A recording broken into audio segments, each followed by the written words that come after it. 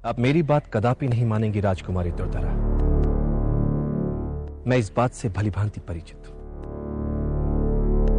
किंतु एक बात याद रहे, एक स्त्री पुरुष को बना भी सकती है और मिटा भी सकती है। मैं ये नहीं कहता कि आपका इसमें कोई दोष है, किंतु जैसे एक कोयल की सुंदरता उसकी मीठी कूक में होती है, वैसे ही एक स्त्री की सुंदरता उसकी पति भक्ति में होती है। भक्ति होती क्या है? प्रेम की चरम सीमा। प्रेम की चरम सीमा अर्थात संपूर्ण विश्वास, संपूर्ण समर्पण अर्थात भक्ति। और जब यह जहां हो जाती है तब एक पक्षीय नहीं होती। अब एक क्षण के लिए सोच कर देखिए, एक व्यक्ति अखंड भारत के निर्माण में लगा है और उसके हृदय में रह रहकर प्रश्न उठ रहे हैं, घर पर उसकी पत्नी कैसी होगी, क्या कर रही होगी। कल्पना में यह चित्र कितना विचित्र लग रहा है। इसलिए कहते हैं कि प्रेम योद्धा को निर्बल बना देता है। प्रेम योद्धा को ऐसी ऐसी दुविधाओं में डाल देता है जहां उसके लिए उचित और अनुचित में भेद करना कठिन हो जाता है।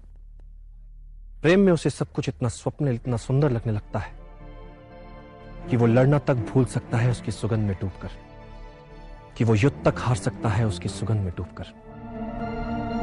यह उसके लिए घातक हो सकता है, उसके साथ कोई भी अनहोनी हो सकती है। और चंद्रगुप्त प्रेम के लिए इतना बड़ा मूल्य नहीं चुका सकता। वैसे भी उसके जीवन को हर क्षण संकट घेरे रहते हैं, सहस्त्रों साथियों का उत्तरदायित्व है उस पर। मैं इस महान संग्राम में आपका दुर्ग के भीतर से द्वार खोलना महत्वहीन नहीं मानता। मैं प्रेम के विरुद्ध नहीं हूं, मैं सम्मान करता हूं प्रेम का, किंतु एक छोटी सी भूल जीवन ले सकती है चंद्रगुप्त। उस स्वप्न को चूर चूर कर सकती है ये तुच्छ भूल, जो उससे भी बड़ा है, मुझसे भी बड़ा है, आपसे भी बड़ा है, हम सबसे बड़ा है। अखंड भारत का स्वप्न ये है चंद्रगुप्त, जिसे इतिहास गढ़ना है, जिसे इतिहास में अमर होना है, जिसे इस समय का युग पुरुष बनना है। ऐसा युग पुरुष जिसे आने वाली सैकड़ों सहस्त्रों पीढ़ियां चंद्रगुप्त मौर्य के नाम से जाने। बड़े कठिन मार्ग पर चल पड़ा है और यह मार्ग मात्र यश और प्रसिद्धि का नहीं है राजकुमारी दुर्धरा। पवित्र यज्ञ है उसका लक्ष्य, और जब यज्ञ इतना बड़ा हो